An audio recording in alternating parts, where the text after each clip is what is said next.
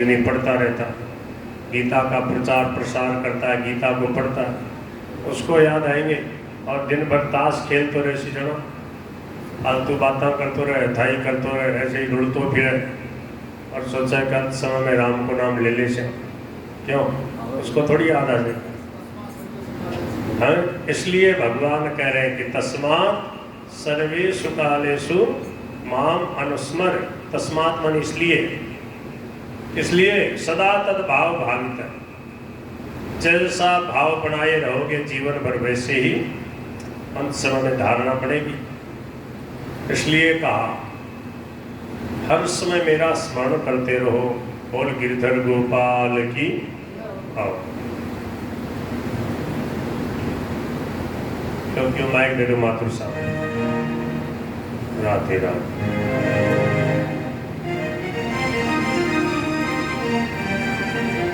रामायण है, रामायण में दो चौपाई है। एक चौपाई तो है कि मरते समय भगवान का नाम ले तो उसकी मुक्ति हो जाए, तो ये तो है बोलने की बात। जाकर नाम मरत मुख आओ, मरते समय भगवान का नाम मुख से आ जाए, हे राम, तो मुक्ति हो जाए। सेठ जी ने कहा एक क्षण में मुक्ति होती है। वो एक क्षण कौन सा है? अंत समय में जब शरीर छूट रहा है उस समय राम का नाम मुख से आ जाए, राम, तो मुक्ति हो जाए। गीधराज जटायु ने कहा अधमो मुक्त हो श्रुति गाओ। अधम से, अधम कहते पापी को, कहते पापी की भी मुक्ति हो जाए। हम तो पापी है ही नहीं, हमारी मुक्ति में फिर संदेह क्यों है? पर नाम आना चाहिए मुख से। ये तो है बोलने की महिमा। और नाम सुनने की क्या महिमा है? जाकर नाम सुनत शुभ होई। जिनका नाम सुनने से शुभ हो जाता है। शुभ क्या हो जाता है? शुभ क्या है? मुक्ति हो जाए। सबसे शुभ काम क्या है? सबसे शुभ काम है जन्म मरण का मिटना। ब्याह और शादी हो जाना क्या शुभ है? बेटा पोता हो जाना क्या शुभ है? सबसे शुभ है ये जन्म मरण की जो हमेशा हमारे बीमारी लगी हुई है, इससे छूट जाना सबसे शुभ है। तो ये बात कही महाराज दशरथ ने जब भगवान का जन्म हुआ, उन्होंने सुना कि जाकर नाम सुनत शुभ होई, मोरे गृह आवा प्रभु सोई। वो भगवान मेरे घर आ गए। वैसे भगवान जिनका नाम सुनने से जन्म मरण मिलता है। यस स्मरण मात्रेण मुच्यते जन्म बंधना। जिनका स्मरण करने मात्र से जन्म मरण के बंधन से छूट जाता है, ऐसा इनका नाम का प्रभाव है। एक बार ऐसे ही प्रसंग चल रहा था, मरते समय भगवान का नाम सुनाने की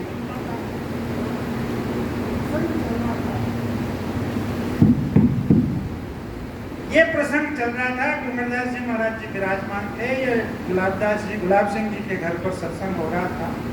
तो उस समय महाराज जी ने बताया, पूछा अंत समय में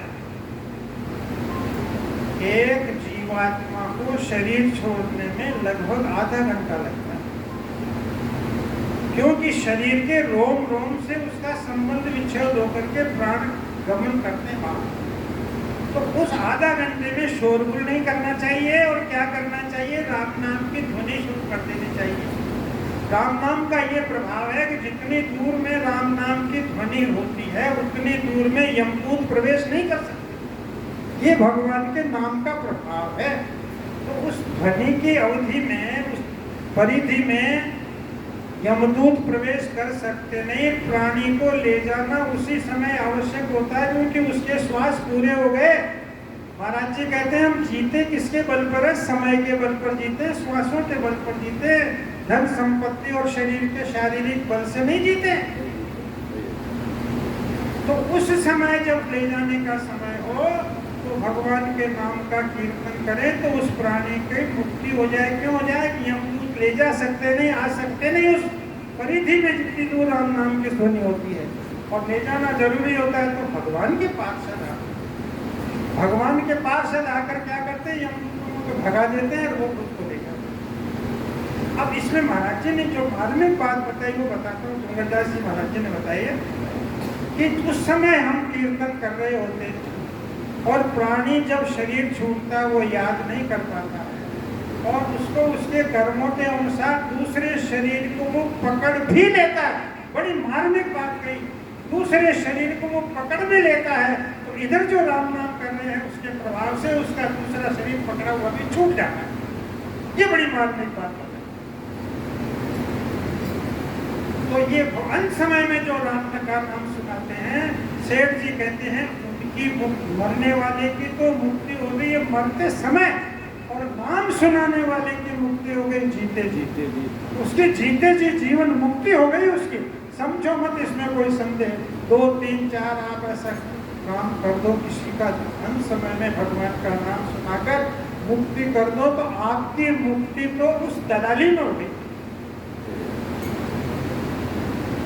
और सब जो जिसकी पारी में वो शरीर नहीं छूटता है, तो ये समझें, ये न समझें कि हमारी पारी में उनका शरीर नहीं छूटा, हम तो नाम स्वाम सुनाए तो हमारा तो क्या उपयोग नहीं हुआ उसका, हमारे को क्या काम आया। सेठ जी ने कहा नहीं, ऐसी बात नहीं है, पर जिसकी पारी में नाम शरीर छूटता है, बोलते बोलते बोलते बोलते शरीर छूटता है, उसको ज्यादा बात। स्वामी जी महाराज ने कहा एक सज्जन ऐसे थे जो सेवा समिति से, परम सेवा समिति से जुड़े हुए थे। वो कहते थे कि जिसको जो आपको कठिन समय लगे, 12 से 2 बजे तक का, 11 से 4 बजे तक का, उस समय की ड्यूटी मेरे को दे।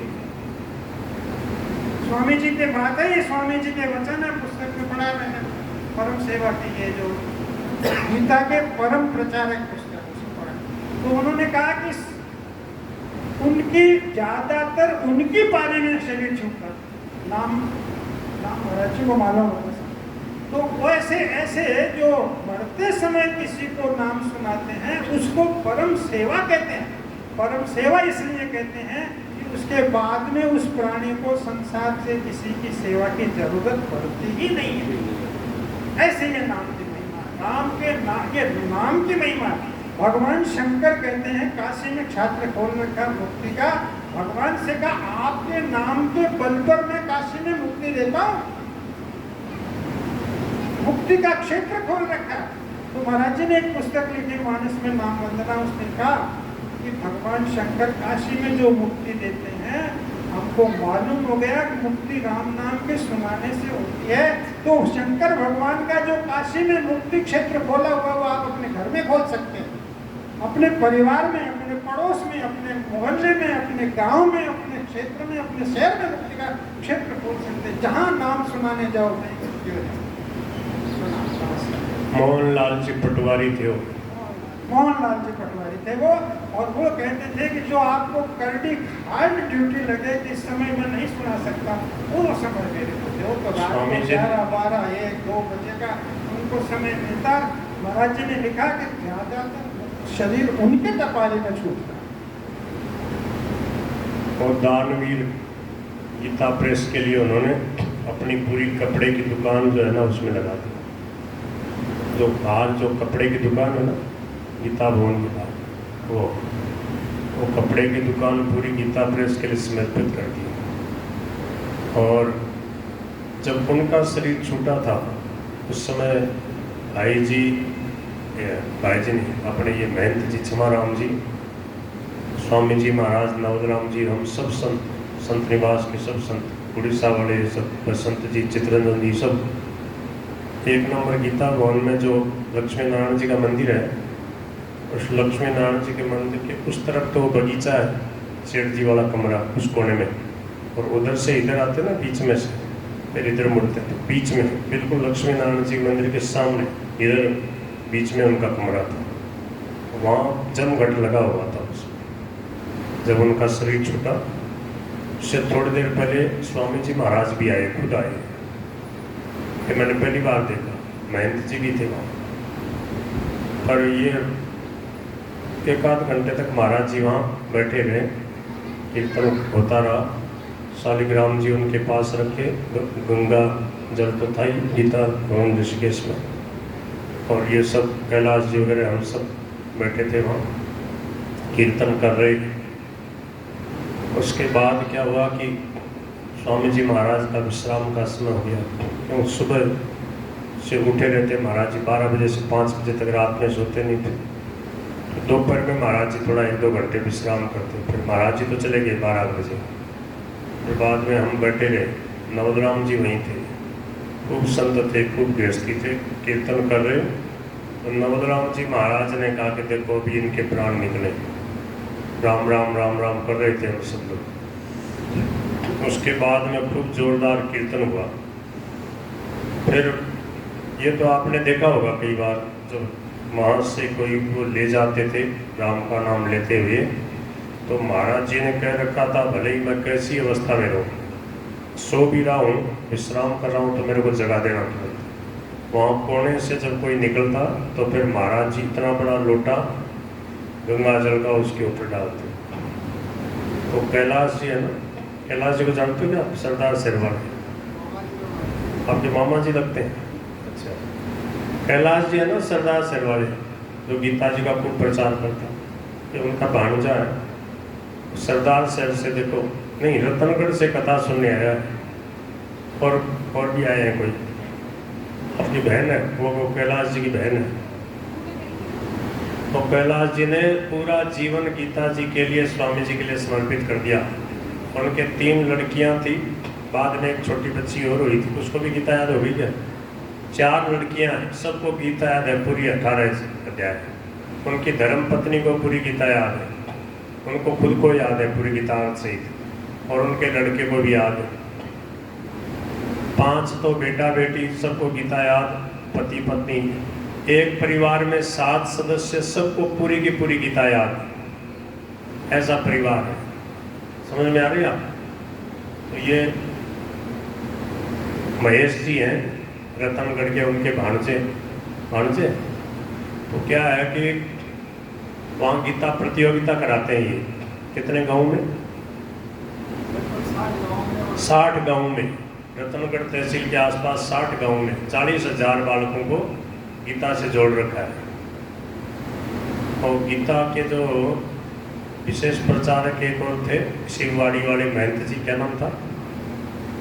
सोमगिरी जी, गीता का खूब प्रचार करते थे बीकानेर में, वो भी इनको बहुत मानते थे।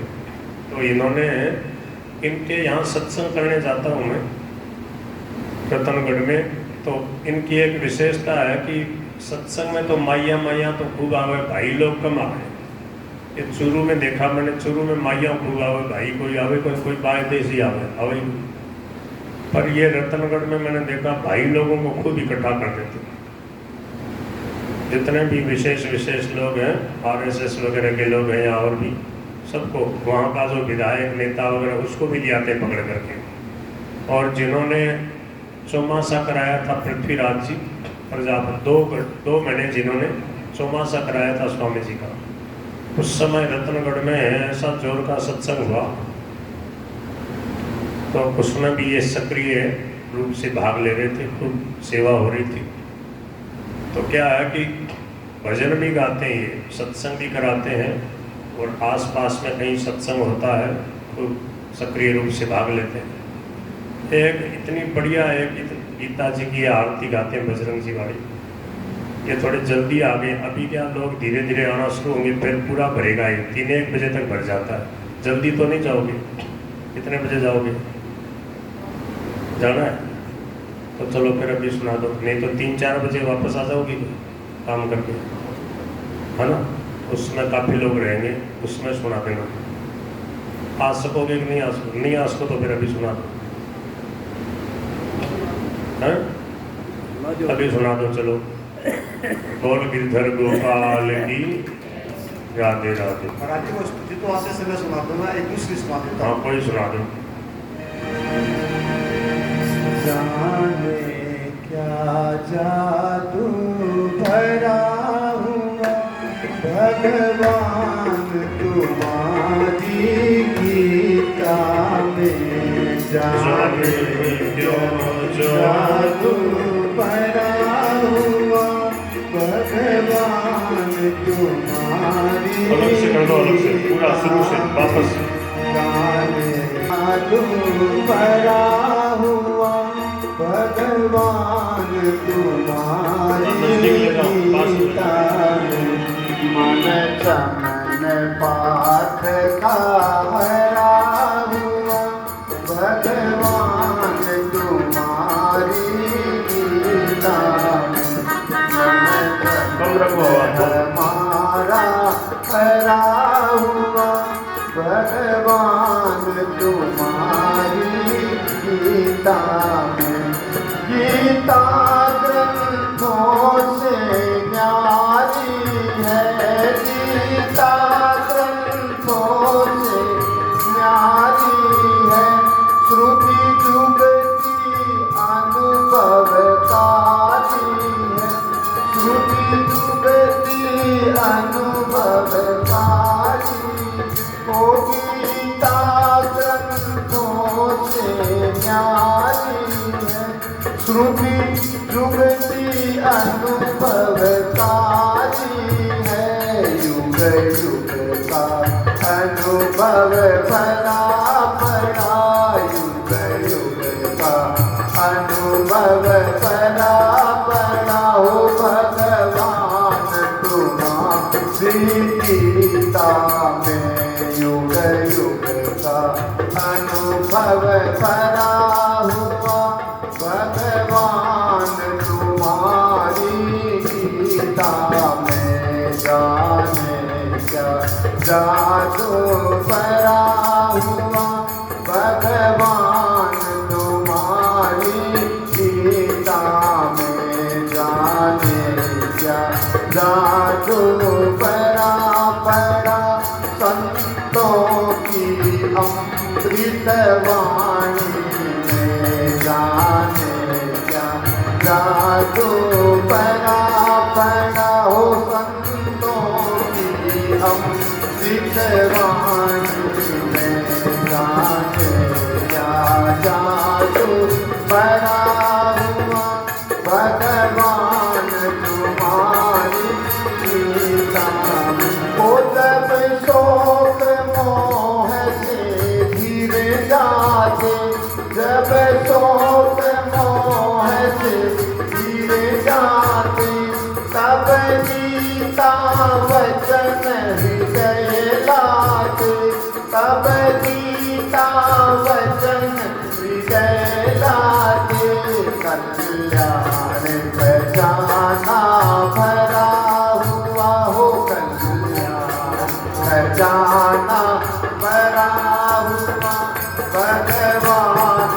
तुम्हारी गीता में जाने क्या जादू भरा हुआ भगवान तुम्हारी गीता में जाने क्या जादू भरा हुआ संतों की अमृत वाणी में गीता संतों का जीवन है हो गीता संतों का जीवन है गंगा के सम अति पावन है गंगा के सम अति पावन है कल्याण खजाना भरा हुआ युग युग का अनुभव भरा हुआ कल्याण खजाना भरा हुआ भगवान तुम्हारी गीता में जाने क्या जादू भरा हुआ भगवान तुम्हारी गीता में हरे राम राम राम हरे हरे हरे राम राम राम हरे हरे हरे कृष्णा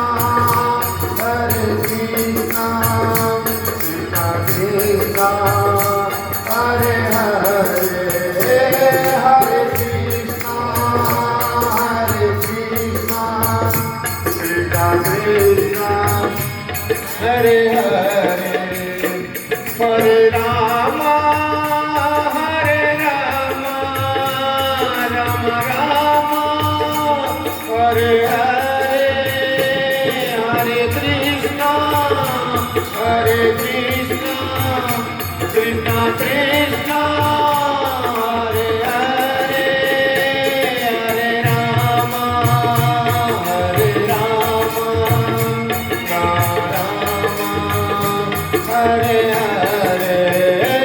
हरे राम राम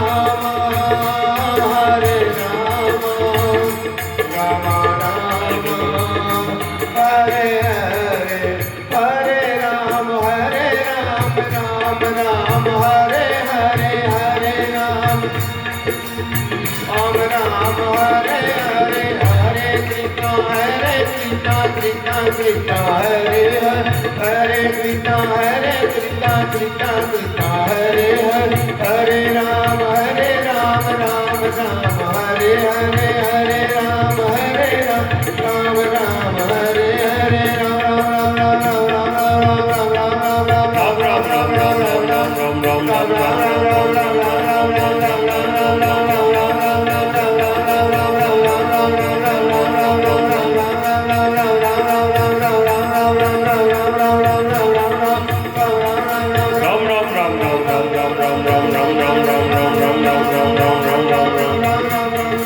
बोल सियावर रामचंद्र भगवान की जय। बहुत बढ़िया, गीता जी के रतन है ये, एक एक विचित्र विचित्र। स्वामी जी महाराज के सत्संगी। बोल गिरधर गोपाल की जय। कुछ पुस्तकें हैं, माथुर साहब पुस्तक देंगे आपको, वो ले जाना। गीता दर्पण के ऊपर जो है ना, ऊपर जो श्लोक थे 120 स्वामी जी के रचे हुए, उनका अर्थ नहीं किया हुआ था, उसकी अर्थ की एक पुस्तिका बनाई है, वहाँ भी प्रचार करना। जो गीता जी के प्रेमी हैं उनको दे देना है। बोल गिरधर गोपाल की। और समय मिले तो आ जाना, 5 बजे तक चलेगा, ठीक है। राम राम। बोल बांके बिहारी लाल की जय। भक्तवत्सल गोपाल की जय। राम नारायण नारायण राम राम राम राम। तो श्री सुखदेव भगवान ने राम, हे नाथ, हे मेरे नाथ।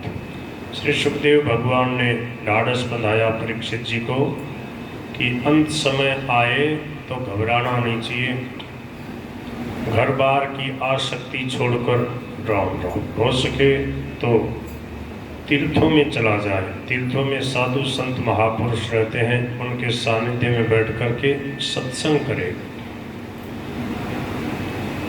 गृहात् प्रव्रजितो धीर है, पुण्य तीर्थ जलाप्लुत है। तीर्थों में क्या विशेषता है? बोले कि संतों का सानिध्य मिलेगा, और संतों के सानिध्य में बैठकर जब सत्संग सुनेंगे तो हृदय निर्मल हो जाएगा, भगवान की भक्ति जागृत हो जाएगी। पिबन्ति ये भगवत आत्मनः सतां कथामृतं श्रवणपुटेषु संभृतं पुनन्ति ते विषय विदूषिताशयं व्रजन्ति तच्चरण सरोरुहान्तिकम्। जो प्रेम से भगवान की कथा सुनते हैं, कानों के दोने भर भर के कथामृत का जो पान करते हैं, पुनन्ति, वे पवित्र हो जाते हैं। इसलिए हे परीक्षित, भगवान के प्रेमी भक्तों का सानिध्य प्राप्त करके कथा सत्संग में लग जाओ। सबके लिए ये नियम बताया। जो भगवान का नाम नहीं लेती वह जीवा कैसी है? बोले मेंढक की जीभ के समान है। और भगवान श्री कृष्ण के कथा जो कान से नहीं सुनते, उनके कान कैसे हैं? बोले कि सांप के बिल के समान है। बिले बतौरु क्रम विक्रमान ये न श्रण बताए कर्ण फुटे न रस्य। और जो सिर जो है ये मस्तक भगवान के सामने नहीं झुकता, संतों के सामने नहीं झुकता, भगवान के मंदिर के दर्शन करके वहाँ पर प्रणाम नहीं करता, झुकता नहीं। बोले भार है, वो भार रूप है।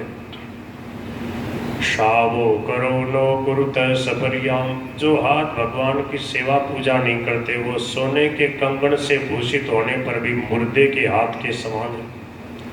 और जो आंखें भगवान का दर्शन नहीं करती वो मोरों की पांख में बने हुए आंख के जो चिन्ह होते ना, किस काम के, निरर्थक। और जो पैर चलने की शक्ति रखने पर भी तीर्थों में नहीं जाते, सत्संग में नहीं जाते, वो कैसे हैं?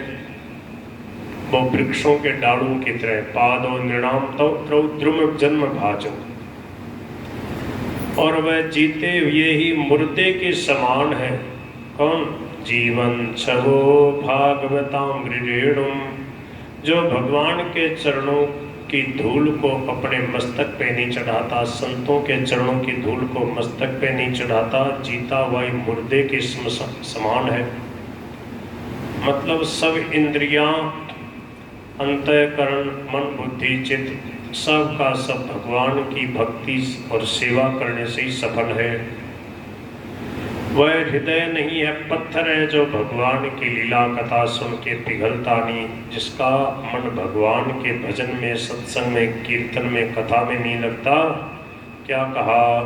तदस्मसारं हृदयं बतेदं यद गृह्यमाणैर्हरिनामधेयैः। और भगवान की लीला कथा सुन करके, भगवान का नाम सुन करके, भगवान के पतित पावन अधम उदाहरण चरित्र सुनकर जिसका हृदय पिघलता नहीं, जिसके आंखों में प्रेम के आंसू नहीं आ जाते, भगवान की दयालुता, कृपालुता को याद करके, बोले वो कैसा हृदय है? तदस्मसारम, वो तो पत्थर के समान कठोर है। इस प्रकार भगवान के भजन की महिमा श्री सुखदेव जी ने बताई, कथा की महिमा बताई, कथा के बिना जीवन की व्यर्थता बताई।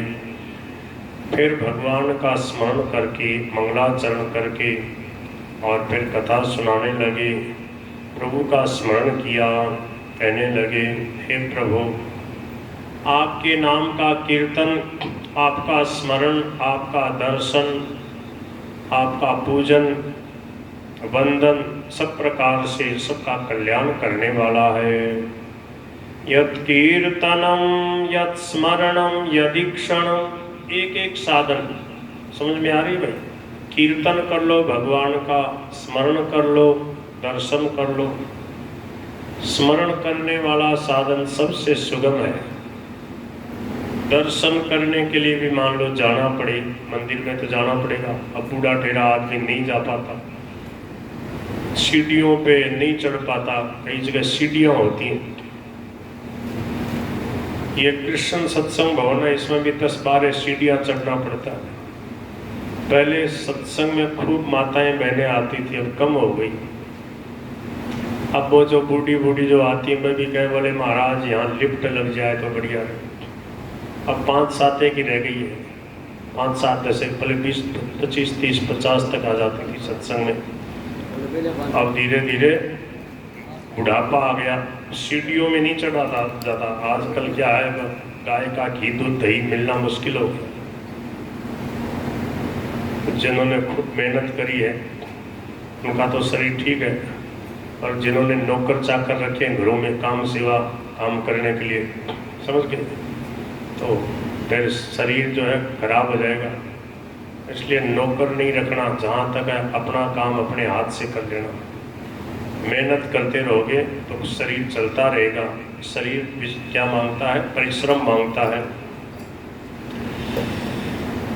बोलो भक्त वत्सल भगवान की जय। कोई कितना ही पापी हो, किरात हूण अंध्र पुलिंद पुलकस, ये जो नीची से नीची जाति, आभीर कंक यवन खस, ये सब के सब भी भगवान के प्रेमी भक्त जो होते हैं, संत महापुरुष, उनके सानिध्य में आ जाएं तो संतों के सानिध्य में आने से पवित्र हो जाएं, फिर भगवान का आश्रय ले ले तब तो कहना ही क्या है। ऐसे मंगलमयी कीर्ति वाले भगवान के चरणों में मेरा प्रणाम है। बोलो श्री पतित पावन भगवान की जय। जितने वेद हैं, जितने यज्ञ हैं, जितने लोक हैं, जितने यज्ञ हैं, योग तप ज्ञान, सबका आश्रय क्या है? भगवान नारायण। नारायण परा वेदा देवा नारायणांगजा, नारायण परा लोका नारायण परामखा। बोलो भक्तवत्सल भगवान की जय। श्री ब्रह्मा जी जो है उनको सबसे पहले ये भागवत का ज्ञान भगवान श्री हरि ने प्रदान किया। ब्रह्मा जी ने कठोर तपस्या करी, भगवान प्रसन्न हुए और कहा कि तुमको सृष्टि का सृजन करना है, तुमको एक दिव्य ज्ञान प्रदान करता हूँ। ऐसा कह के गीता ब्रह्मा जी को ये भागवत प्रदान करी और कहा कि इसको तुम हरदम हृदय में धारण करना, तुम कभी मोहित नहीं होगे। श्री भगवान वाच ज्ञानम परम गुह्यम मे यद विज्ञान समन्वितम। थोड़ा सा कम कर दो, गूंज थोड़ी सी कम कर दो। राम ज्ञानम परम गुह्यम मे यद विज्ञान समन्वितम सरहस्यम तदंगम च गृहाण गदितम मया। बोले मैं अपने दिव्य ज्ञान को, विज्ञान सहित ज्ञान को तेरे को समझा रहा हूँ। कल के जैसा नहीं हो रहा, समझ में नहीं आ रहा तेरे। कितनी बार कह दिया, कभी ज़्यादा कर देता है, कभी कम कर देता है। बोल गिरधर गोपाल की सहजता में रखो, सहज जैसे सहज हो, मधुर मधुर। अहमेवा समेवाग्रे नान्यद यद सद सत्परम पश्चादहं यदि तत्स योगशिष्येत सोऽस्म्यहम्। भगवान श्री हरि कहते हैं कि देखो ब्रह्मा जी, सबसे पहले इस सृष्टि का मूल आधार कौन था? बोले मैं था, और अंत में मैं रहूँगा, और बीच में भी मैं ही मैं रहता हूँ, मेरे अलावा कहीं कुछ नहीं है। इस बात को आप समझ लो। बोले ये संसार मुझे दिखाई दे रहा है प्रभु। बोले ये संसार है, इसमें क्या देख रहे हो? पृथ्वी जल तेज वायु आकाश मन बुद्धि और अहंकार, ये अष्टधा प्रकृति है, और जीव रूपा मेरी परा प्रकृति। ये दोनों क्या है? ये मेरी प्रकृतियां हैं, मेरे से उत्पन्न हुई हैं।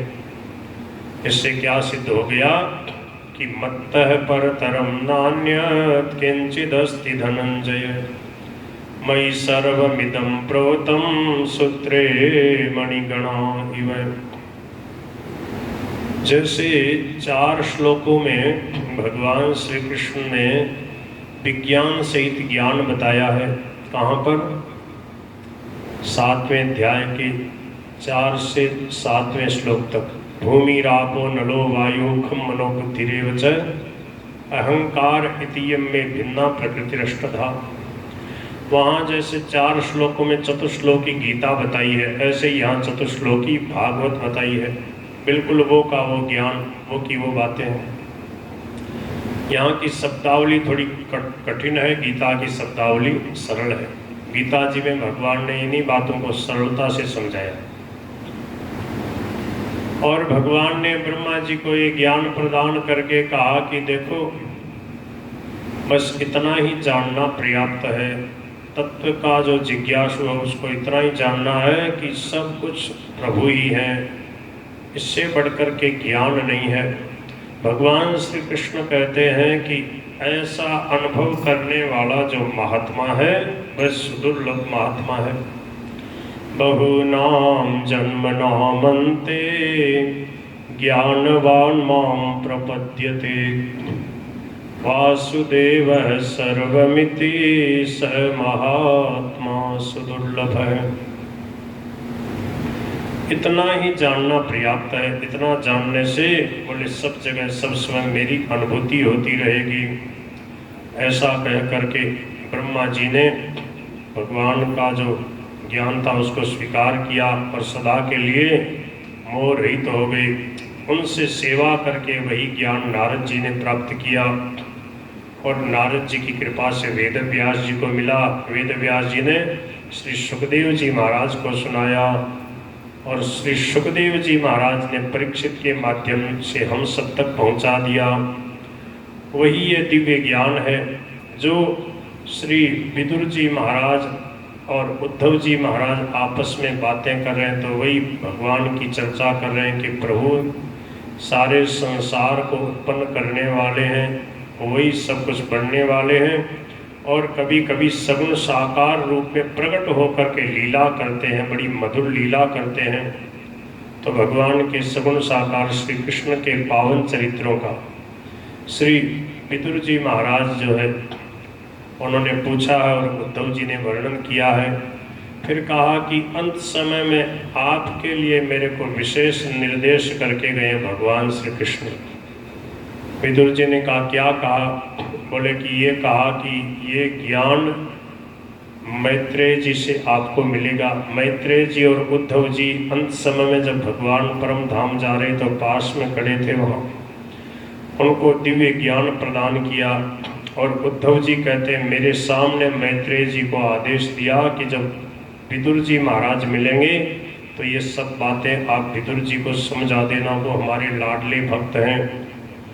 ऐसा कह करके उद्धव जी महाराज तो बद्रिकाश्रम चले गए और विदुर जी महाराज गंगा के किनारे हरिद्वार में जहाँ मैत्रेय ऋषि रहते थे उनके आश्रम में पधारे।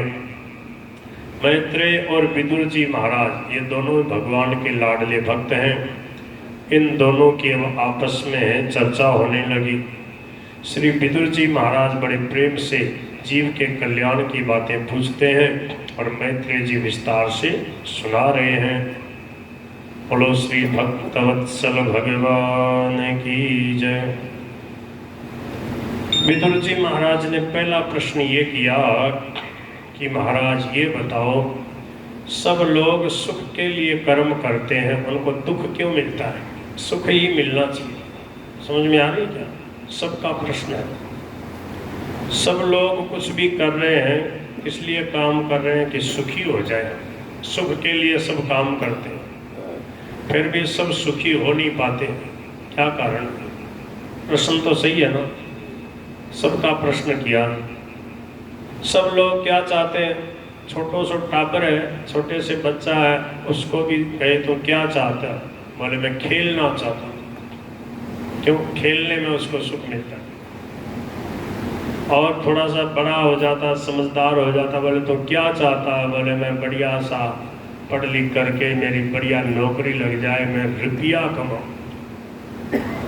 रुपया क्यों चाहता है? बोले मैं सुखी रहूँ। समझ में आ रही है? सब लोग सुख के पीछे पड़े और संसार में आज तक सच्चा सुख किसी को मिला नहीं। सुख कहाँ पे है? कल बताया था परसों, मिलता है सच्चा सुख केवल श्री कृष्ण तुम्हारे चरणों में, श्री राम तुम्हारे चरणों में, भगवान आपके चरणों में। भगवान के भजन में सुख है, भगवान की शरणागति में सुख है। पर इस बात का पता न होने से लोग रुपया में, धन संपत्ति में, घर परिवार में मोह ममता करके सोचे सुखी हो जाऊं। सुखी कोई है नहीं, दुख ही दुख पावे लोग। क्या घनकरा लोग सुखी है दुखी? बताओ लक्ष्मी नारायण। दुखालय है वो संसार, कटे ही देख लो। जहाँ स्वार्थ है ना और अभिमान है वहाँ दुख पाना पड़ेगा। जितने पाप होते हैं अभिमानी और स्वार्थी आदमी करता। जब स्वार्थ नहीं होगा तो पाप क्यों करेगा? अभिमान नहीं होगा तो विकारों में फंसेगा ही नहीं। सरलता से जीवन जिएगा, भगवान का नाम लेगा, वो सुखी होगा। मतलब जो भक्त है वो सुखी है। और संसार में क्या दशा है लोगों की? स्वामी जी क्या कहते थे? कोई तन दुखी, कोई मन दुखी, आगे क्या है? कोई तन दुखी, कोई मन दुखी, कोई धन के लिए रहत उदास, धन हित रहत उदास, और थोड़े थोड़े सब दुखी एक सुखी राम का। सही बात है। थोड़ा थोड़ा से दुखी मिल जैसे। एक दिन हमने देखा एक वैद्य जी आए वृंदावन राम सेवा से, ऐसे दबा दबा के वो बोले ये ठीक कर दूंगा, ऐसे ठीक कर दूंगा, यहाँ से दबाओ वहाँ से दबाओ। तो सुबह 6 बजे के सत्संग के बाद में वो आ गए, दिल्ली से बड़े अच्छे वैद्य जी, कई प्रकार की चिकित्सा जानते थे, प्राकृतिक चिकित्सा भी, ये एक्यूप्रेशर वाली भी। तो थोड़ी देर में मैं देखा भीड़ लगी उनकी, सब वैसे तो सब सही सलामत बैठे थे, थोड़ी देर में सब क्या कोई न कोई रोग निकल आया। अब वो बोले लैंड लगा लो, तो भीड़ लग गई, बोले पल्ले मैंने देखो। तो मैंने देखा को आप सर 400-500 लोग थे ना, तो घनघरा लोग सभी बाटे से ही रोगी, किसी के कोई समस्या, किसी के कोई समस्या, किसी के। अब वो ऐसे कोई बढ़िया सा काम करने वाले भी दिख रहे, वो आ गया, बोले महाराज पहले इसको देखो, ये मेरी घरवाली, इसके यहाँ बहुत दर्द है, यहाँ तकलीफ है, वहाँ तकलीफ। तो मैंने कहा देखो सब बेचारे दुख पा रहे, सहन करते रहते हैं, करें क्या, दुखी हैं सब। तो शरीर से दुखी हैं लोग, और जो शरीर से सुखी भी है तो मन से दुखी है। स्वामी जी महाराज कहते थे कि जब कई घर वाले, कई लोग होते ना, घर में खूब सारा बड़ा परिवार होता गरीबों में, गांव में, और बोले कि लोग ज़्यादा और ढंग से भर पेट रोटी भी नहीं मिलती, समझ गए। और बोले उस समय किसी को बुखार भी नहीं आता, भूख लगे, बुखार आ जाए ना, 2-4 के बुखार भी आ जाए तो काम चल जाए, वो क्यों रोटी बच जाए, बुखार में भूख कौन लगे। तो बोले उस समय बुखार भी नहीं आता किसी को बड़े हंस के ऐसी बातें महाराज जी सुनाते। और बोले कि कई ऐसे लोग हैं जिनके खूब रुपया है, खूब सामग्री है, पर वो खा नहीं सकते, उनका पेट ही ठीक नहीं, उनको भूख नहीं लगती। तो देखो कैसी विचित्र स्थिति है।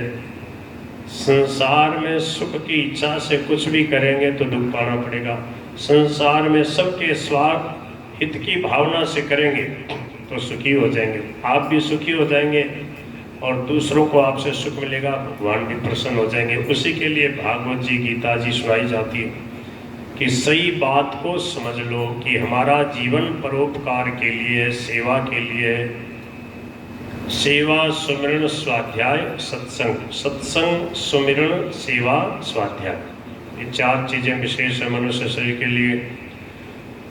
तो विदुर जी महाराज पूछते जा रहे हैं, मैत्रेय जी कहते हैं विदुर जी भगवान के चरणों का आश्रय छोड़कर जब संसार में सुख लेना चाहता है तो फिर दुख से बच नहीं पाता, ये कारण है। इसलिए भगवान के चरणों का आश्रय लेना चाहिए। ब्रह्मा जी ने जब भगवान की स्तुति करी तो यही बात करी कि प्रभु आपके चरणों का आश्रय लेने वाला ही सच्चा सुखी है। भगवान ने कहा कि आप सृष्टि का विस्तार करो। ब्रह्मा जी से कहा कि जब कहीं कोई समस्या आए तो मुझे याद कर लेना। ब्रह्मा जी सृष्टि का विस्तार करने लगे। सबसे पहले 4 सनकादि मनुष्य प्रकट किए और उनसे कहा कि तुम सृष्टि का विस्तार करो। बोले हम तो भजन करेंगे। तब ब्रह्मा जी को क्रोध आ गया कि देखो मैं कह रहा हूँ सृष्टि करो और ये करें नहीं करेंगे। तब उनके भ्रिकुटी के मध्य से भगवान शंकर प्रकट हो गए और कहा कि आप सृष्टि का विस्तार करो। उन्होंने भूत प्रेत बेताल पिशाच आदि की सृष्टि प्रारंभ करी। कहा कि बस बंद करो, अलम प्रजा भी सृष्टा भी। उसके बाद ब्रह्मा जी ने मरीचि, अत्रि, अंगिरा, पुलस्त्य, पुलह, क्रतु, भृगु, वशिष्ठ, दक्ष और नारद जी, ये 10 बालक पैदा किए। इनमें से उत्संगा नारदो जग्गे, नारद जी ब्रह्मा जी की गोद से प्रकट हुए। देखो ये मानसिक सृष्टि है। मन से जैसे जैसे इन्होंने स्मरण किया, संकल्प किया, वैसे ये बालक प्रकट हो गए। ये जितने बालक हैं ब्रह्मा जी के, इनकी कोई माँ नहीं है, ब्रह्मा जी से ही प्रकट हुए हैं। ब्रह्मा जी एक ही इनके माता पिता हैं। सबसे पहले जब सृष्टि का विस्तार किया, जहाँ से हमारे गोत्र चलते हैं किसी का भृगु गोत्र, किसी का वशिष्ठ, किसी का भरद्वाज आदि।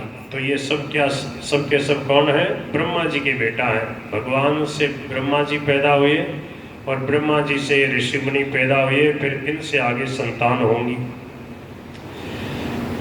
तो कहते हैं कि वशिष्ठ जो है ब्रह्मा जी के प्राण से, दक्ष अंगूठे से, भृगु त्वचा से, क्रतु हाथ से, पुलय नाभि से, पुलस्त्य ऋषि कानों से, अंगिरा मुख से, अत्रि नेत्रों से और मरीचि मन से उत्पन्न हुए। बोल गिरधर गोपाल की। फिर उनके दाएं स्तन से धर्म उत्पन्न हुआ, जिनकी पत्नी मूर्ति से स्वयं भगवान नारायण प्रकट हुए। नारायण जो है नर नारायण भगवान जो, और उनकी पीठ से अधर्म का जन्म हुआ ब्रह्मा जी की। उससे संसार को भयभीत करने वाला मृत्यु उत्पन्न हुआ। देखो सबसे पहले सृष्टि कैसे उत्पन्न हुई थी वो बात बता रहे। भगवान के नाभि कमल से ब्रह्मा जी हुए और ब्रह्मा जी से 4 सनकादि मुनि सुर हुए। शंकर भगवान ब्रह्मा जी के भौं के बीच में से प्रकट हुए और ये मरीचि, अत्रि, अंगिरा ये सब ब्रह्मा जी की इंद्रियों से, मन से प्रकट हुए। अब कह रहे हैं ब्रह्मा जी के हृदय से काम, भौं से क्रोध, नीचे के होठ से लोभ। ये भी जरूरी, काम क्रोध लोभ जो है इनसे संसार की संरचना में काफी सहयोग मिल रहा है। मुख से वाणी की अधिष्ठात्री देवी सरस्वती प्रकट हुई। छाया से देवहूति के पति भगवान करदम प्रकट हुए। छाया करदमो जगे देवहूत्यापति प्रभु। इस तरह ये सारा जगत करता ब्रह्मा जी के शरीर और मन से उत्पन्न हुआ। भगवान ब्रह्मा जी की कन्या सरस्वती बड़ी ही सुकुमारी और मनोहर थी। हमने सुना है एक बार उसे देखकर ब्रह्मा जी मोहित हो गए।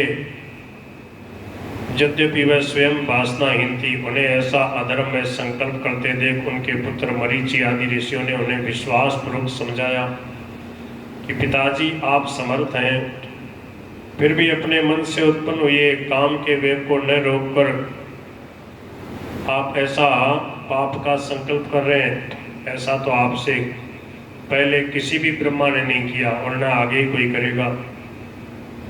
आप जैसे तेजस्वी पुरुषों को भी ऐसा काम शोभा नहीं देता, क्योंकि आप लोगों के आचरणों का अनुसरण करने से ही तो संसार का कल्याण होगा। जिन श्री भगवान ने अपने स्वरूप में स्थित इस जगत को अपनी तेज से प्रकट किया, उन्हें नमस्कार है। इस समय वे ही धर्म की रक्षा कर सकते हैं। अपने पुत्र मरीचि आदि प्रजापतियों को अपने सामने इस प्रकार कहते देख प्रजापतियों के प्रति ब्रह्मा जी बड़े लज्जित हुए और उन्होंने उस शरीर को उसी समय छोड़ दिया। तब उस घोर शरीर को दिशाओं ने ले लिया। वही कोहरा हुआ जिसे अंधकार भी कहते हैं। ब्रह्मा जी सोच रहे थे कि मैं पहले की तरह सुव्यवस्थित रूप से सब लोगों की रचना किस प्रकार करूं, कैसे रचना करूं। इसी समय उनके 4 मुखों से 4 वेद प्रकट हुए। ब्रह्मा जी के 4 मुख हैं। कितने मुख हैं ब्रह्मा जी के? 4 मुखों से 4 वेद प्रकट हुए। इनके सिवाय उपवेद, न्याय शास्त्र, होता, उद्गाथा, अध्वर्य और ब्रह्मा, इन 4 ऋत्विजों के कर्म, यज्ञों का विस्तार, धर्म के 4 चरण, चारों आश्रम तथा उनकी वृत्तियां, ये सब भी ब्रह्मा जी के मुखों से ही उत्पन्न हुए। सृष्टि के रचयिता कौन है? ब्रह्मा जी। तो सृष्टि में जो भी चीजें हैं वो सब ब्रह्मा जी से प्रकट हुई। विदुर जी ने कहा कि विश्व रचयिताओं के स्वामी ब्रह्मा जी ने जब अपने मुखों से इन वेदों को रचा तो उन्होंने अपने किस मुख से कौन वस्तु उत्पन्न की है, आप कृपा करके बतलाइए। ब्रह्मा जी अपने पूर्व, दक्षिण, पश्चिम और उत्तर के मुख से क्रम से ऋग, यजु, साम और अथर्ववेद की रचना की। ब्रह्मा जी के जैसे 4 मुख है ना, इधर कौन सी दिशा? उत्तर, पूर्व है, उत्तर है ना। तो पूर्व का ये मुख हो गया। पूर्व, दक्षिण, पश्चिम और उत्तर, 4 मुख हो गए। इधर तरफ जो उत्तर की तरफ मुख हो गया एक, उससे तो अथर्ववेद प्रकट हुआ, और पश्चिम वाले से सामवेद, दक्षिण वाले से यजुर्वेद और पूर्व वाले से ऋग्वेद। ऐसे ऋग यजु साम अथर्ववेद ब्रह्मा जी के 4 मुखों से प्रकट हो गए। क्रमशः इसी प्रकार क्रमशः शस्त्र और इज्जा, स्तुति, स्तोम और प्रायश्चित, ये 4 जो यज्ञ में विशेष ब्राह्मण होते हैं उनके जो कर्म होते हैं वो ब्रह्मा जी से प्रकट हुए। फिर आयुर्वेद, चिकित्सा शास्त्र, धनुर्वेद, शस्त्र की विद्या जिसमें लिखा हुआ कैसे धनुष बाण चलाना चाहिए, कैसे तलवार चलाना चाहिए, गांधर्व वेद, संगीत शास्त्र, और स्थापत्य वेद, शिल्प विद्या। ये उपवेद हैं मातृ साहब। 4 तो वेद हो गए और 4 उपवेद हैं। उपवेद में क्या क्या है? एक तो आयुर्वेद, चिकित्सा का जिसमें वर्णन, वो भी जरूरी है कि नहीं, और एक धनुर्वेद, अस्त्र शस्त्रों को चलाने की, सब अस्त्र शस्त्र कैसे बनाए जाते हैं ये सब वर्णन है। एक गांधर्व वेद, संगीत शास्त्र, संगीत में कैसे कैसे क्या भेद है, कैसे सीखा जाए, कैसे राग रागिनियाँ है। और चौथा है स्थापत्य वेद, स्थापत्य शिल्प विद्या, मकान वगैरह कैसे बनाए जाते। तो ये 4 उपवेद हो गए। 4 वेद प्रकट हुए ब्रह्मा जी के मुख से और 4 उपवेद। कितने हो गए? 4 4 8 हो गए। उपवेद में क्या क्या आएंगे? आयुर्वेद, धनुर्वेद, गांधर्व वेद और स्थापत्य वेद। फिर सर्वदर्शी भगवान ब्रह्मा ने अपने 4 मुखों से इतिहास और पुराण रूप 5वां वेद प्रकट किया। इतिहास जो है महाभारत वगैरह की जो कथा है, ये 5वां वेद, इतिहास पुराण आदि।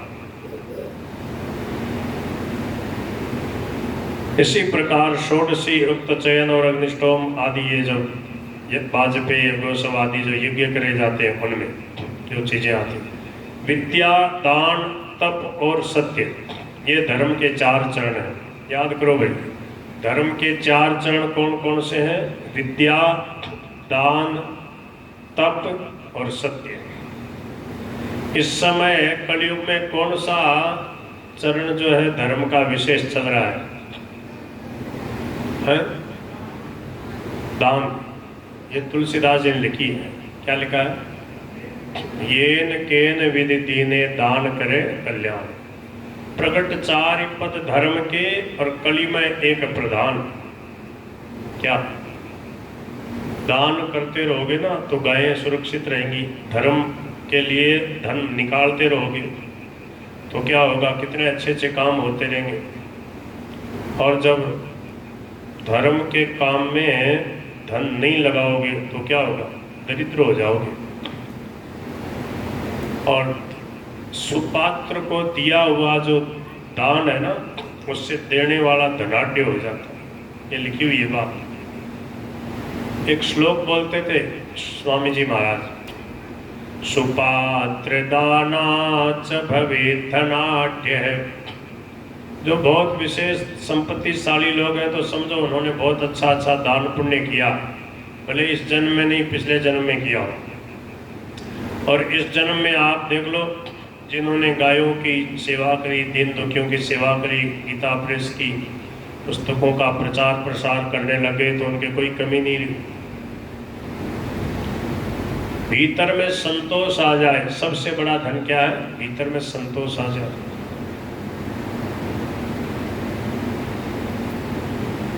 तो विद्या, दान, तप और सत्य, ये 4 धर्म के चरण हो गए। वृत्तियों के सहित 4 आश्रम भी इसी क्रम से प्रकट हुए। अब क्या है कि ब्रह्मा जी ने सोचा कि अब मैं और सृष्टि को बढ़ाऊं। बहुत प्रयास करने पर भी जब सृष्टि नहीं बढ़ी तो उन्होंने अपने शरीर के 2 भाग किए और अपने शरीर से मनु शतरूपा स्त्री पुरुष का जोड़ा प्रकट किया तथा मिथुन धर्मेण प्रजा ये धाम भूविरे। अब ये प्रजा मैथुन धर्म से स्त्री पुरुष के संयोग से आगे बढ़ेगी, ऐसा विचार करके उन्होंने मनु शत्रुपा को प्रकट किया। मनु शत्रुपा से समय पाकर 2 बालक हुए और 3 कन्या हुई। यहाँ से फिर मानवीय सृष्टि आगे बढ़ेगी। इसलिए हम सब लोग मनुष्य कहलाते हैं, मनु की संतान, मानव कहलाते हैं। सवै स्वयं भुवै सम्राट प्रिय पुत्र स्वयं भुवै। ब्रह्मा जी के सबसे बड़े बेटा, सबसे मुख्य, सबसे पहले राजा आदिराज महाराज मनु। प्रतिलभ्य प्रियाम पत्नीम किम चकार ततो मुने। अब विदुर जी कहते हैं मैत्रेय मुनि से कि आगे फिर स्वयंभू मनु ने कैसे सृष्टि का सृजन किया, आप मुझे आदि राजर्षि स्वयंभू मनु का पवित्र चरित्र सुनाइए। वे श्री विष्णु भगवान के शरणापन्न थे, इसलिए उनका चरित्र सुनने में मेरी बहुत श्रद्धा है। जिनके हृदय में भगवान के चरणारविंद विराजमान हो, उन भक्तजनों के गुणों को श्रवण करना ही मनुष्यों के बहुत दिनों तक किए हुए शास्त्र अभ्यास के श्रम का मुख्य फल है। क्या बात है। फिर समझ में आया, जिनके हृदय में भगवान के चरणारविंद विराजमान हैं, उन भक्तजनों के गुणों को श्रवण करना। जो भगवान का भजन करने वाले प्रेमी भक्त हैं, उनके गुण सुनना, उनकी कथाएं सुनना, संतों के चरित्रों को सुनना, ये मनुष्य के बहुत दिनों तक किए हुए शास्त्राभ्यास के श्रम का मुख्य फल है, ऐसा विद्वानों का श्रेष्ठ मत है। श्रुतस्य पुंसां शुचिरश्रमस्य नन्वञ्जसा सूरिभिरीडितोऽर्थ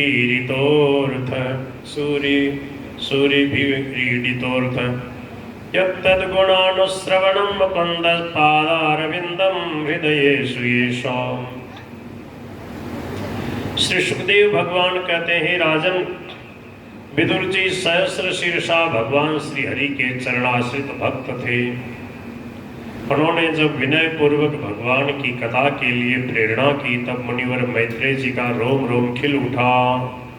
श्री विदुर जी महाराज प्रेम से पूछ रहे हैं और मैत्रेय जी कह रहे हैं, देखो विदुर जी महाराज, जब अपनी भार्या शत्रुपा के साथ स्वयंभू मनु का जन्म हुआ, तब उन्होंने बड़ी नम्रता के साथ हाथ जोड़कर ब्रह्मा जी से कहा, हे भगवान, आप ही समस्त जीवों के जन्मदाता और जीविका प्रदान करने वाले पिता हैं, फिर भी हम आपकी संतान ऐसा कौन सा कर्म करें जिससे आपकी सेवा बन सके।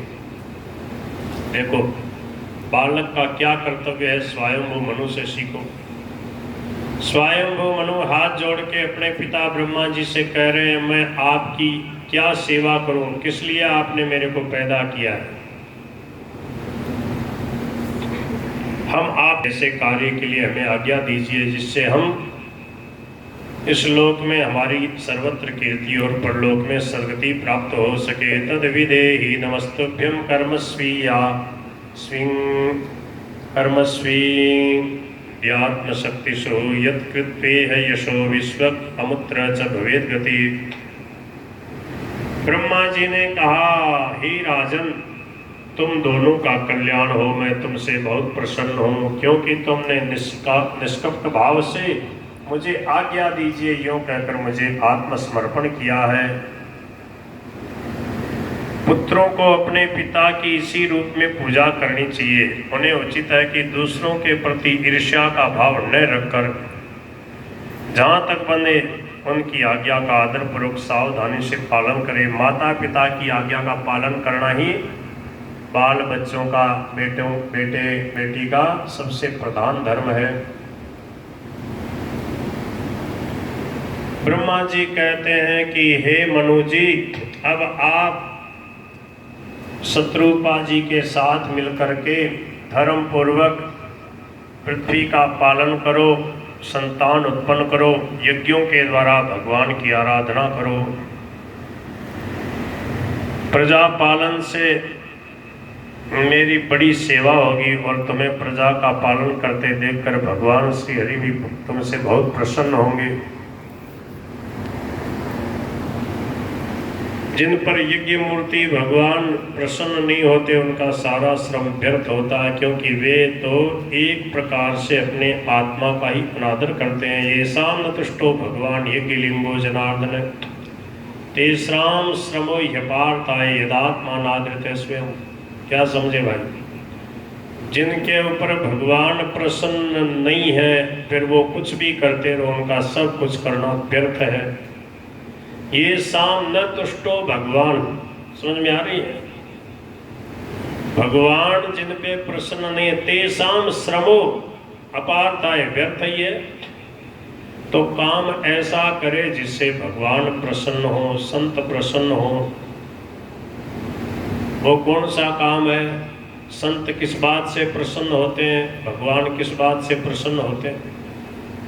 स्वामी जी महाराज ने एक बात कही थी, बोले भगवान हमसे कुछ नहीं चाहते और संत महात्मा भी हमसे कुछ नहीं चाहते। बोले मैं भी आपसे कुछ नहीं चाहता, पर बोले एक बात ऐसी है जिसमें भगवान भी फैल है और मैं भी फैल हूँ, और जो पूर्ण निष्काम भाव के आचार्य सेठ जी वह भी फैल होगा।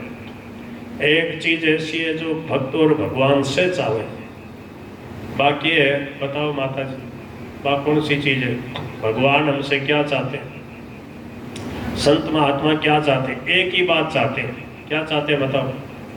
कि थे मेरी बात मान लो, बस इतनी बात। क्या स्वामी जी कहे मैं तारे से न रुपया चाहूँ, न कोई मेरा आश्रम बनवाना, न कोई मेरे लिए बढ़िया गाड़ी खरीद के दे दो, कोई बैंक बैलेंस जोड़ दो, कुछ बोले निर्वाह की तो सब व्यवस्था भगवान ने कर रखी जीव मात्र की, फिर हम क्यों चिंता करें? बोले ते मेरी बात मान लो, ते पाप मना करो, राम को नाम लो, लड़ो झगड़ो मत, आपस में शांति से रहो। समझ गए? तो बोले संत महात्मा उनकी बात मानने से राजी हो जाते, इतनी सी बात है। भगवान कैसे राजी होंगे? बोले उनकी बात मान लो। भगवान की बात मानना क्या है? सीधी सी बात कही संतों ने, बोले जय तू गले चाल सी, समझ गए, और कर सी सूदो काम, आठ पैर थारे कने उबोरे सी राम। समझ में आई? जो तू गले चाल सी, रास्ते से चले, मर्यादा अनुसार जीवन जिए। गले चालना का मतलब सही रास्ते पे चलता रहे, शांति से सबका हित चाहता रहे, राम का नाम लेता रहे, और जितना बन पावे दीन दुखियों की, गायों की सेवा करता रहे। जो तुम गैले चाल सी कर सी सूदो काम, उल्टा काम नहीं करे, बुरा काम नहीं करे, किसी का अहित नहीं चाहे। सीधा सा इसका फार्मूला बताया, बोले आत्मन प्रतिकूलानी परेशान न समाज, बस हो गया धर्मात्मा। धर्म का तत्व क्या बताया भगवान वेद व्यास ने, इतनी सी बात बताई। श्रूयताम धर्म सर्वस्वम, बोले धर्म का सार सर्वस्व सुनो। बोले हाँ महाराज सुनाओ। बोले श्रुत्वा चैवावधार्यतम, केवल सुनना ही नहीं, सुने तो घना ही लोग हैं, सुन के फिर कान में से निकाल दे, बोले ठीक है, पल्ला झाड़ के चाल दिया, पल्ला झाड़ सत्संग नहीं करनी। बोले सुन के हृदय में धारण कर लो। क्या धारण करना? आत्मन प्रतिकूलानी, जो आपको अपने लिए प्रतिकूल दिखाई देता है कि ये आचरण मेरे से लोग न करें, परेशान न समाचरित, उसको दूसरों के साथ करना बंद कर दो। बस इतनी सी बात है, धर्मात्मा हो गए। समझ में आई मैया? कहो कि धर्म का पालन करो, धर्म का रहस्य समझ के धर्म के अनुसार चलो। अब कोई बहानेबाज व्यक्ति और बूढ़े ठेरे जो पढ़े लिखे नहीं बेचारे, वैसी माइया माया कदी बोले महाराज में तो पढ़ोरी को माने तो कहीं था धर्म कहीं में, धर्म के मैं तो पढ़ोड़ा को ने बोले कोई भी कुछ भी नहीं जानता उसको भी कह दो कि भाई तू चाहता है तेरे साथ कोई झूठ बोले, बोले ना, तेरे कोई अपमान करे, तेरी निंदा करे, तेरे को ठग ले, धोखा दे दे, झूठ बोल दे, कोई नहीं चाहता। तो बोले ये आप दूसरे के साथ करते हो तो क्यों भूल जाते हो कि जब मैं नहीं चाहता तो कौन किसको पसंद आती होगी ये बात। बस आप धर्मात्मा हो गए, एक कौड़ी का खर्चा नहीं लगा और घर बैठे अभी इसी क्षण आप धर्मात्मा हो गए। क्या निश्चय किया धर्मात्मा बनने के लिए? बोले किसी का बुरा नहीं करेंगे, बस हो गए धर्मात्मा। बुराई रहित तो होते ही आप धर्मात्मा हो गए। बोल गिरधर गोपाल की। स्वामी जी महाराज जब गाँव में सत्संग करने जाते थे तो महाराज जी हाथ जोड़ के कहते मैं तारे से हाथ जोड़ूं तो कम से कम लड़ाई करना बंद कर दो, गांव का लोग लड़े बहुत। बोले आज से निश्चय कर लो किसी की निंदा नहीं करेंगे और लड़ाई झगड़ा नहीं करेंगे, शांति से रहेंगे, प्रेम से मिलजुल के। प्रेम से मिलजुल के कब रहेंगे? जब भगवान का नाम लेंगे, सबको भगवान का रूप समझेंगे और स्वार्थ की भावना नहीं रखेंगे, परमार्थ की भावना रखेंगे, तभी शांति से रह पाएंगे। जहाँ स्वार्थ आया, अभिमान आया कि भाई भाई में लड़ाई हो जाएगी, आपस में रह नहीं पाएंगे, अलग हो जाएंगे। जहाँ अपने को बड़ा मान लिया और दूसरे को छोटा मान लिया और बोले इसका ये कर्तव्य मेरी सेवा करनी चाहिए। बड़ी जो भाभी है उसने सोच लिया कि ये जो देवर है, ये देवरानी है, ये देवरानी जो है इनको मेरी सेवा करनी चाहिए। बस वहीं से शुरू होगी लड़ाई, फिर अलग होके ही रहेंगे। देख लेना मैं कैसे इनके काम आ जाऊं, ये शांति का प्रेम का बीज है और ये मेरे कैसे काम आ जाए, बस संघर्ष का बीज शुरू हो गया। समझ में आ रही है क्या? देखो कितने बढ़िया बढ़िया पढ़े लिखे लोग भी अलग हो जाते हैं लड़ाई झगड़ा करके। वो पढ़ाई क्या काम आई? तो भगवान कैसे प्रसन्न होते हैं? सेवा करने से, निष्कामता से। ये साम न तुष्टो भगवान यज्ञ लिंगो जनार्दन तेषां श्रमो ह्यपार्थाय यदात्मानादृत स्वयं आदेशे हम भगवतो। मनु जी ने कहा प्रभु पाप का नाश करने वाले हे पिताजी, अब मैं आपकी आज्ञा का पालन अवश्य करूंगा, किंतु आप इस जगत में मेरे और मेरी भावी प्रजा के रहने के लिए स्थान बतलाइए, मैं कहाँ रहूं? हे देव, सब जीवों का निवास स्थान पृथ्वी इस समय प्रलय के जल में डूबी हुई है, आप इस देवी के उद्धार का प्रयत्न कीजिए। ब्रह्मा जी ने खूब प्रयत्न किया और जब ब्रह्मा जी पृथ्वी को रसातल से नहीं निकाल पाए तो कहा हे प्रभु आप सर्वशक्तिमान हैं, आप ही मेरी इस अभिलाषा को पूरा करो। जैसे ही भगवान से प्रार्थना करी तो भगवान, ये जो पृथ्वी है ये गंधवती है, इसको सूंघ सूंघ के इसका पता लगाना है। इसलिए भगवान ब्रह्मा जी के नासा छिद्र से और 12 रूप में प्रकट हो गए। जंगली 12 होता ना जिसके दाढ़े होते, उस रूप में भगवान प्रकट हो गए। देखते ही देखते भगवान विशाल का एक पर्वत के समान होकर गर्जना करने लगे और देवताओं ने, ऋषि मुनियों ने स्तुति करी कि देखो देखो भगवान का 12 अवतार हो गया। बोलो श्री यज्ञ 12 भगवान की। और भगवान ने बहुत तेजी के साथ में समुद्र में प्रवेश किया।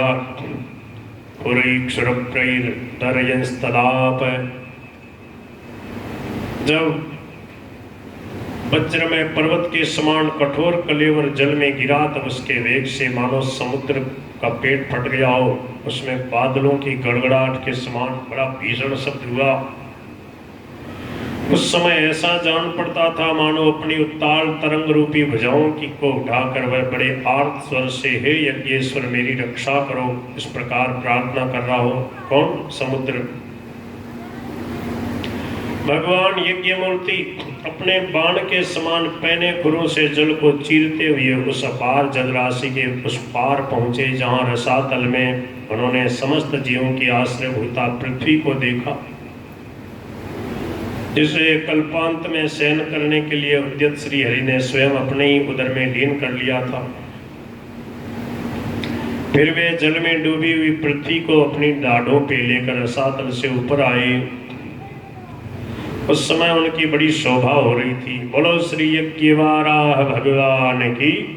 भगवान ने जल में से पृथ्वी का उद्धार करने के लिए वारा रूप धारण किया। जल से बाहर आते समय उनके मार्ग में विघ्न डालने के लिए महापराक्रमी हिरण्याक्ष ने जल के भीतर ही उन पे गदा से आक्रमण किया। इससे उनका क्रोध चक्र के समान तीक्ष्ण हो गया और उन्होंने उसे लीला से ही इस प्रकार मार डाला जैसे सिंह हाथी को मार डालता है। उस समय उसके रक्त से थूथनी और कनपटी सन जाने के कारण वे ऐसे जान पड़ते थे मानो कोई गजराज लाल मिट्टी के टीले में टक्कर मार के आया हो। हे परीक्षित, जैसे गजराज अपने दांतों पर कमल पुष्प धारण कर ले, कोई बड़ा सा हाथी अपने दांतों पे कमल का फूल ले ले, उसको कोई परिश्रम पड़ता है क्या? एक फूल उठा के लिया वे कमल का। ऐसे ही भगवान ने इस पृथ्वी को अपने दाढ़ों पे उठा रखा था। तमाल के समान नीलवर्ण वारा भगवान को देखकर ब्रह्मा मरीचि आदि को निश्चय हो गया ये तो साक्षात नारायण है और बड़ी सुंदर स्तुति करी। बोलो श्री यज्ञवाराह भगवान की जय। चितम चितम ते जित यज्ञ भावना, हे प्रभु आपकी जय हो जय हो जय हो। आपने बड़ी कृपा की, पृथ्वी का उद्धार कर दिया। यज्ञवारा भगवान की ये जो कथा पृथ्वी का उद्धार करने वाली सुनी तो श्री सुखदेव जी कहते हैं, हे परीक्षित, मैत्रेय ऋषि से ये कथा सुन के विदुर जी को पूरा संतोष नहीं हुआ। बोले महाराज विस्तार से बताओ ये कैसी लीला हुई। संक्षेप में आपने बता दिया तो फिर विस्तार से बताया कि यज्ञवारा भगवान जो है उनके साथ बड़ा घमासान युद्ध हुआ और भगवान ने उसका उद्धार कर दिया। जय विजय नाम के जो भगवान के पार्षद हैं उन्होंने एक बार संकादी मुनीश्वरों को छड़ी लगा करके रोक दिया था। भगवान के धाम में भगवान से मिलने के लिए जाने में थोड़ी बाधा दी, तब उन्होंने उनको श्राप दे दिया कि तुम 3 जन्म तक असुर बनोगे। वही हिरण्यकशिपु और हिरण्याक्ष बने, फिर रावण कुंभकर्ण बने और इस जन्म में शिशुपाल और दंतवक्र बने। 3 जन्म तक उनको जन्म लेना पड़ा। उन्हीं में से जय विजय जो है उन्हीं में से एक हिरण्याक्ष है। इसका भगवान ने उद्धार किया और पृथ्वी को जल के ऊपर अपने संकल्प से स्थापित कर दिया। और समय पा करके जो स्वयंभू मनु की जो बेटी देव होती है उसका ब्रह्मा जी के बेटा कर्दम ऋषि से विवाह हुआ। कर्दम जी ने बड़ी कठोर तपस्या करी और भगवान प्रकट हुए और कहा कि मनु जी अपनी बेटी को लेके आएंगे, उसके साथ तुम विवाह कर लेना। तो कर्दम ऋषि ने मनु जी की बेटी, 3 बेटियां हैं, आकुति, देवहूति, प्रसूति, तो देवहूति के साथ में इनका विवाह हो गया और इनके समय पा करके 9 कन्याएं हुई जिनका ब्रह्मा जी के जो 9 बेटा हैं वशिष्ठ जी आदि, इनके साथ में उनका विवाह हो गया। देखो कला नाम की जो कन्या है वो तो मरीचि ऋषि को मिली। अत्रि नाम की जो कन्या है देवहूति की और कर्दम जी की, उसका विवाह अनसुईया के साथ हुआ। अनसुईया की धर्मपत्नी का नाम है अत्रि जी की पत्नी का नाम है अनसुईया। और श्रद्धा नाम की जो बेटी है वो अंगिरा ऋषि को मिली। और हविर्भू नाम की कन्या वो पुलस्त्य ऋषि को, और पुलय ऋषि को गति नाम की कन्या क्रतु के साथ परम साध्वी क्रिया का विवाह हुआ। भृगु जी की पत्नी का नाम है ख्याति और वशिष्ठ जी को अरुंधति नाम की कन्या मिली और अथर्वा ऋषि को शांति नाम की कन्या। इस प्रकार से ब्रह्मा जी के 9 बेटाओं के साथ कर्दम जी की 9 कन्याओं का विवाह हो गया। ब्रह्मा जी के 10वें बेटा है नारद जी महाराज। नारद जी महाराज ने विवाह नहीं किया। बोले भाई देखो 10 भाई यहाँ तो एक बाबा जी बन जाए तो क्या फर्क पड़े, एक बाबा जी रहने दो। तो नारद जी वैसे ही भजन कर रहे हैं आनंद से। कर्दम जी ने देखा कि ये बहुत अच्छा हो गया, सब बालिकाओं का विवाह हो गया। कर्दम ऋषि ने पहले ही कह दिया था स्वयंभू मनुष्य कि आपकी बेटी देवहूति के साथ विवाह तो कर रहा हूं, परंतु जब संतान हो जाएंगी फिर मैं नहीं रहूंगा। और ठीक है। अब कर्दम जी जब बालिकाओं का विवाह कर दिया, अब जाने लगे। देवहूति जी बोले महाराज थोड़ा ठहरो थे। क्यों? बोले भगवान क्या बोले थे कि आपके यहाँ मैं स्वयं आऊँगा। अभी भगवान को तो आने दो, अभी बेटी के बाप बने हो, बेटे का तो बाप बनो आप, उसके बाद जाना। बोले हाँ। तो समय पाकर इन कर्दम जी के यहाँ स्वयं भगवान प्रकट हो गए। बोलो श्री कपिल भगवान की जय। कर्दम जी ने देखा कि मेरे यहाँ साक्षात देवादिदेव श्री हरि ने अवतार लिया है। वे एकांत में उनके पास गए और उन्हें प्रणाम करके इस प्रकार कहने लगे, ओहो हे नाथ, अपने पाप कर्मों के कारण इस दुखमय संसार में नाना प्रकार से पीड़ित होते हुए पुरुषों पर देवगण तो बहुत काल बीतने पे प्रसन्न होते हैं, किंतु जिनके स्वरूप को योगी जन अनेकों जन्मों के साधन से सिद्ध हुई सुदृढ़ समाधि के द्वारा एकांत में देखने को का प्रयत्न करते हैं, अपने भक्तों की रक्षा करने वाले वे श्री हरि इस विषय लोलुपों के द्वारा, हम विषय लोलुपों के द्वारा होने वाली अपनी अवज्ञा का कुछ भी विचार न करके आज हमारे घर में अवतीर्ण हुए हैं। आहा, कितनी सरलता है देखो। बोले हम तो संसारी जीव हैं प्रभु, फिर भी आप कृपा करके मेरे घर में पधारे हैं, ये केवल आपकी अहेतु की कृपा है। बोलो श्री भक्तवत्सल भगवान की। जिसके हृदय में सहज सरलता होती है, जो उदार होता है, सबका हित चाहता है, भगवान के भजन में मगन रहता है, भगवान का सहज सरल विश्वासी होता है, उसी के यहाँ भगवान प्रकट होते हैं। हे नाथ, आप वास्तव में अपने भक्तों का मान बढ़ाने वाले हैं। स्वीयं वाक्यमृतं कर्तुम् अवतीर्णोऽसि मे गृहे चिकीर्षुर भगवान ज्ञानम भक्तानां मानवर्धन है। आपने अपने वचनों को सत्य करने और सांख्य योग का उपदेश करने के लिए मेरे यहाँ अवतार लिया है। हे प्रभु, आप पार ब्रह्म हैं, सारी शक्तियां आपके अधीन हैं,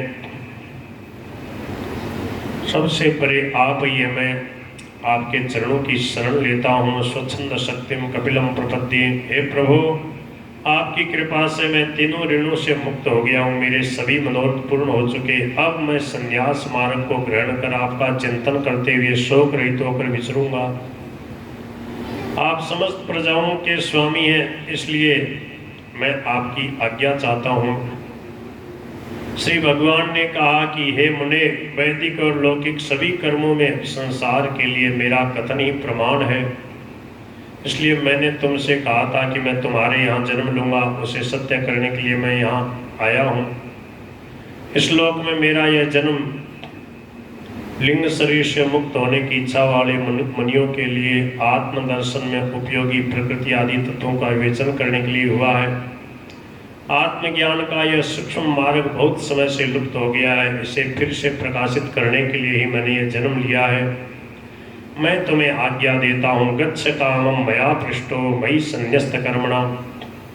जाओ वन में जा करके आनंद से भजन करो। देखो भगवान कपिल जो है, इनके लिए क्या कहा है भगवान ने? सिद्धानाम कपिलो मुनि, एक सिद्ध है।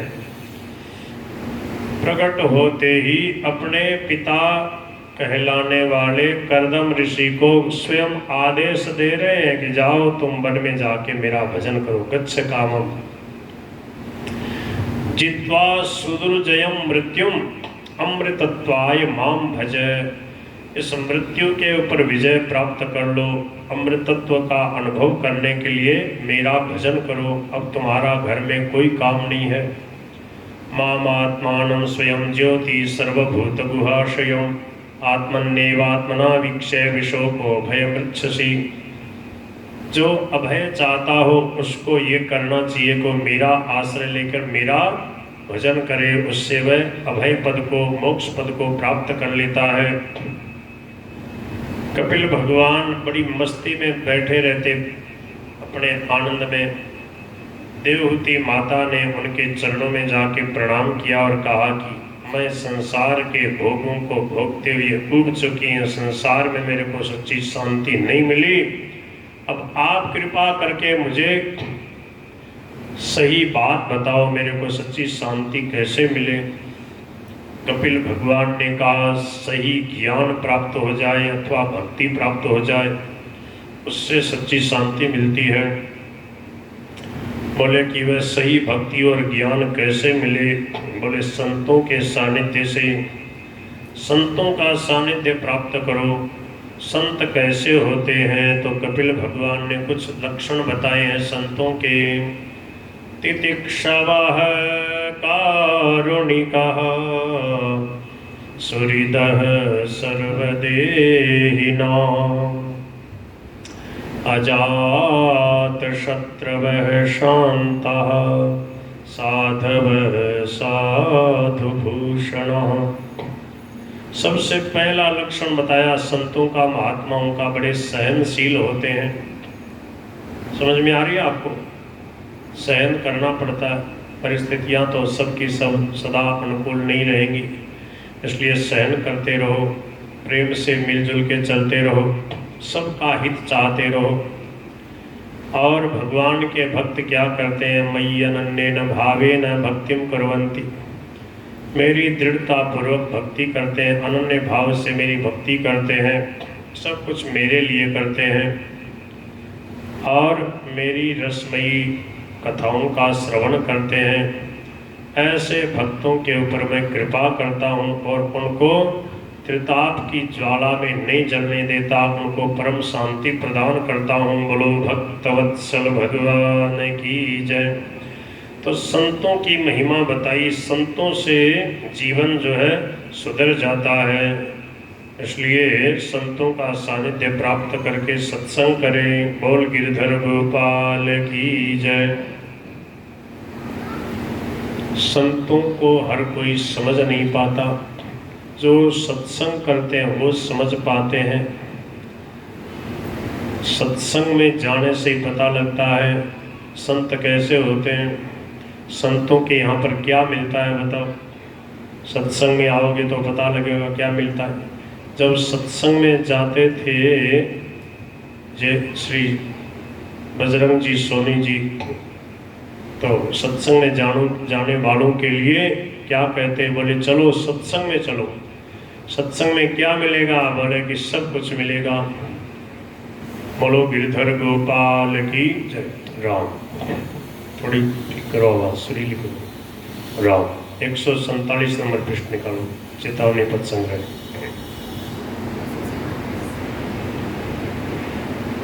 चाल रे चाल रे चाल रे, थोड़ी कम करो आवाज, कर्कश लग रही। चाल रे चाल रे चाल रे, तन गीता सुनाय ल्याऊं। चाल रे भाई तन गीता सुनाय ल्याऊं। हाँ चाल रे चाल रे चाल रे वीरा, चाल रे। कम करो थोड़ी, बहुत कर्कश लग रही, मधुरता करो, कल जैसा समझ में नहीं आया। हाँ बिनु सत्संगन मिनख कहावे, बिनु सत्संगन मिनख कहावे। काले माथे रो कंकाल रे भाई, काले माथे रो काल रे। नहीं मिला? 147 नंबर पृष्ठ 147। हिंदी के अक्षर पहचानते नहीं हो तो फिर क्या मतलब हुआ आने का? इतना हिंदी नहीं आती, बताओ 10 तक हिंदी नहीं आती, क्या पढ़ाई की दशा होगी। हाँ चाल रे चाल रे चाल रे, कर्कशता कम करो यार, समझ में नहीं आ रही, इतना तीखा कर रखा आवाज को। चाल रे चाल रे चाल रे भाई, चाल रे चाल रे। हो तन मिनख बनाय ल्याऊं। चाल रे भाई तन मिनख, तीखा कम करो। सतसंगत की गोठ लगी है, सतसंगत की गोठ लगी है। हाँ उड़ रया माला माल रे भाई उड़ रया माल रे। तन मिनक बनाए ल्यों चाल रे भाई तन मिनक बनाए जाऊं चाल रे। हाँ चाल रे चाल रे चाल रे भाई चाल रे तन गीता सुनाय ल्यों चाल रे भाई तन गीता हो तन गंगा नभाय ल्यों चाल रे तन गंगा